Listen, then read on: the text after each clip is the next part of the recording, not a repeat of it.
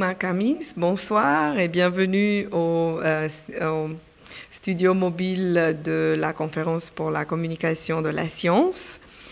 Nous nous réjouissons de vous avoir ici. Vite fait, 3 questions.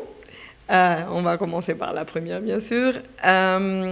Vu votre expérience dans le domaine de la communication pour la science, quelle est votre lecture par rapport à comment ce domaine évolue dernièrement?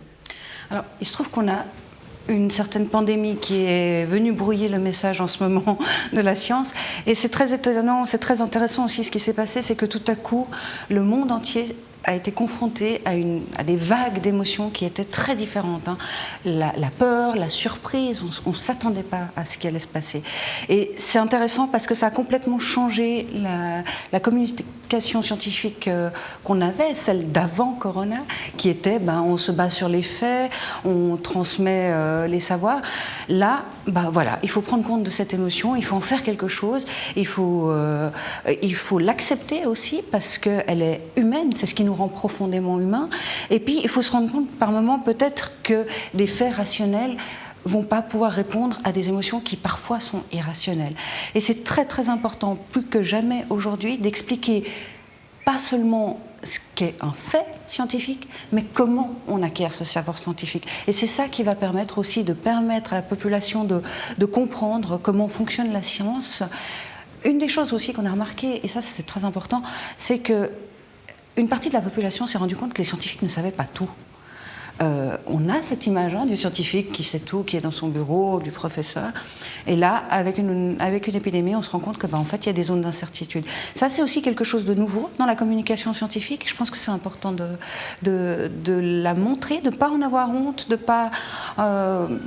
l'assumer pleinement dans la communication scientifique, qu'elle soit dans le cadre d'une communication qui émane d'une université ou d'une académie, ou dans notre métier de journaliste scientifique. Donc, vous êtes au cœur de la question aussi en tant que vice-président de l'Association des journalistes scientifiques en Suisse. Justement, qu'est-ce que vous pouvez nous dire à propos de ce lien entre l'émotion et la science, qui est le thème de notre conférence? Alors, l'émotion et la science, c'est compliqué parce que effectivement, on a des faits scientifiques, mais quand on a une grande découverte scientifique, elle est forcément accompagnée d'une émotion.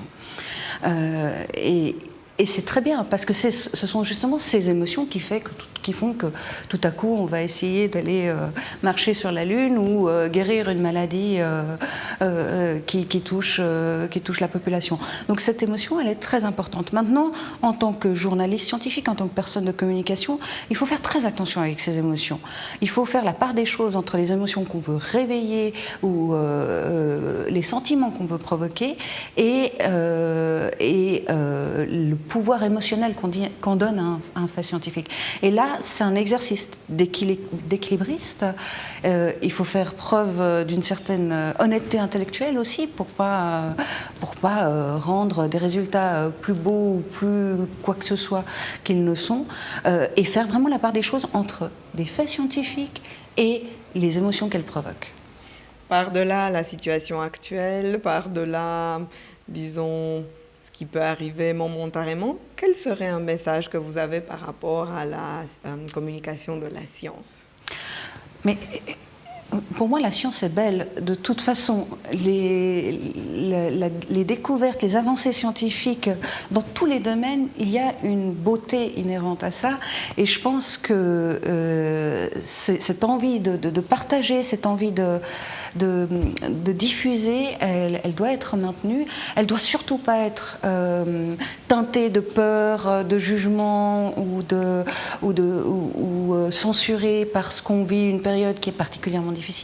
Je pense qu'il faut continuer à aimer la science, et quand on aime la science, probablement on la communique avec beaucoup plus d'enthousiasme et beaucoup plus d'ouverture que si on en a un peu peur.